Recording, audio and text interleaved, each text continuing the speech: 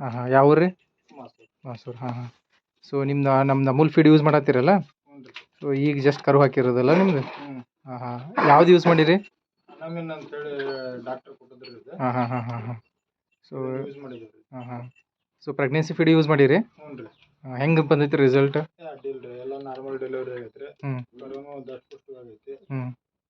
ಡೆಲಿವರಿನೂ normal ಆಗೈತಿ. Okay okay. ಕರುನು ಚೆನ್ನಾಗೈತೆ. ಚೆನ್ನಾಗೈತಿ. ಸೊ ಮುಂಚೆ ಇದು ಹಾಕ್ತಿದ್ರೇನು ಇದು ಫಸ್ಟ್ ಟೈಮ್ ಹಾಕಿದ್ರಿ? ಫಸ್ಟ್ ಟೈಮ್ ಹಾಕಿದ್ರಿ. Okay okay. ಮುಂಚೆಕ್ಕಿಂತ ಇದು ಹೆಂಗೆ ಡಿಫ್ರೆನ್ಸ್ ಕಾಣಿಸ್ತದೆ? ನಾರ್ಮಲ್ ಡೆಲಿವರಿ ಐತ್ರಿ. ಹಾಂ ಹಾಂ. ಮುಂಚೆ ಹೆಂಗೆ ಆಗ್ತಿತ್ತು? ತ್ರಾಸ ಜಗ್ಗೋದ ಆಕಾರ ಹ್ಞೂ ಹ್ಞೂ ಒಂದಕ್ಕೊಂದು ತೊಂದ್ರೆ, ಹ್ಞೂ ಹಾಲಿನ ಇಳುವರಿ ಕಡಿಮೆ ಇರುತ್ತೆ. ಹ್ಞೂ ಇವೆಲ್ಲ ಪ್ರೆಗ್ನೆನ್ಸಿ ಪೀರಿಯಡ್ ಇವೆಲ್ಲ ಹಾಕೋದ್ರಿಂದ ಹಾಲು ಇಳುವರಿ ಜಾಸ್ತಿ ಐತಿ. ಇಳುವರಿ ಜಾಸ್ತಿ ಐತೆ.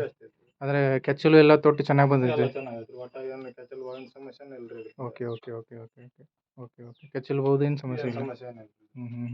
ಅಂದ್ರೆ ಓವರಾಲಿ ಅನ್ನೋ ಮತ್ತು ಪ್ರೆಗ್ನೆನ್ಸಿ ಫೀಡ್ ಹಾಕಿದ್ರೆ ನಿಮಗೆ ಬೆನಿಫಿಟ್ ಐತೆ? ಐತ್ರಿ. ಆಕಳುಗಳು ಚೆನ್ನಾಗಿ ಬರ್ತಾವೆ. ಚೆನ್ನಾಗಿ ಬರ್ತವೆ.